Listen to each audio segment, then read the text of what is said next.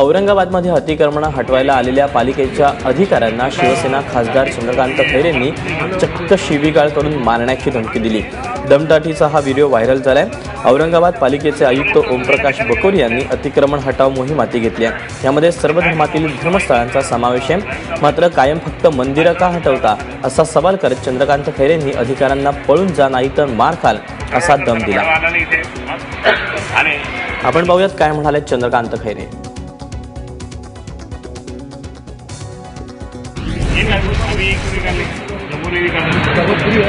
जब उनका धार्मिक ये हमारा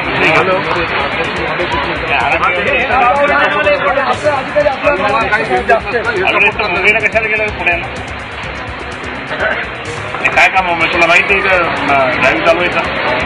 अशा वेळी तुम्ही जाणार तो खरवडकर आला नाही इथे आणि निकम नाही मला माहित नाही। मी तो सांगतोय सिद्धेश्वर मंदिराला फक्त हात लावून दाखवतो। मी येऊन तिथंच मारीन सांगत। तुला माहिती आहे बजाज नगरमध्ये काय केलं तुम्ही? मारीन तिथंच सांगत। तुमच्या इथे तुमच्या इथं माझी क्रांतीमध्ये मस्जिद आहे, मस्जिद नाही ती कोणता खाना किल्ले खाना नाही ते काम काय तुम्ही आणि ते सुप्रीम कोर्टाने आधी दिलं तर काढत नाही। तुला माहिती आहे भापकाच्या 3 मंदिरं त्याने काय आम्ही काढायला मस्जिद थांबवली मग हे पण थांबवलं आणि आपण आपलं तोडायचं नाही तर एक ते आता त्या ठिकाणी मंदिर शिफ्ट केलं ते फिरोजखानने आता मग मस्जिद हे केलं पाहिजे नंतर मग मंदिर नंतर मग मस्जिद हे आम्ही मान्य करू। फक्त हिंदू नाही तुम्ही हिंदू अजून द्यायला तर आताही ते आतमध्ये फोटो टाकतो पुण्याला सब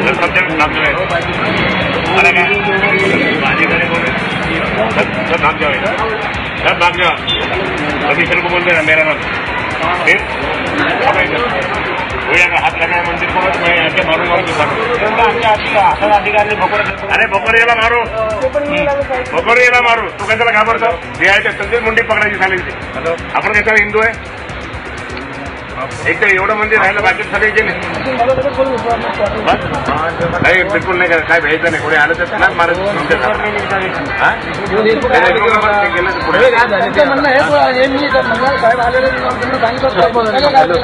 हात लावून द्यायचा जोपर्यंत आपली बैठक होईल तोपर्यंत ते पण ते फिरोज तुम्ही। दरम्यान या संपूर्ण घटनेवर खासदार चंद्रकांत खैरे यांनी एबीपी माझाला काय स्पष्टीकरण दिलं पाहूया। मंदिरं जर जुने मंदिरं जे 30-40 वर्षापूर्वी तोडायला लागले आम्ही कसं सहन करणार? माझं म्हणणं काय होतं की नागरिक अशी चर्चा करायची आणि मग त्याच्यानंतर काय शिफ्ट करायचं ठेवायचं कसं करायचं त्याला मंदिराला इतिहास काय हे सगळं पाहून करायचं ना। तुम्ही येऊन हिंदूंचे मंदिरं त्या ठिकाणी तोडायला लागले तर कसं काय कोण सहन करेल? जे जुने 200-300 वर्षापूर्वीचे मंदिरं त्या ठिकाणी तोडायचे काय आमच्यामध्ये काही सहानुभूती आमच्या म्हणजे धार्मिकता आहे का नाही? काही आम्ही काहीतरी थोडंसं विचार करणार की नाही?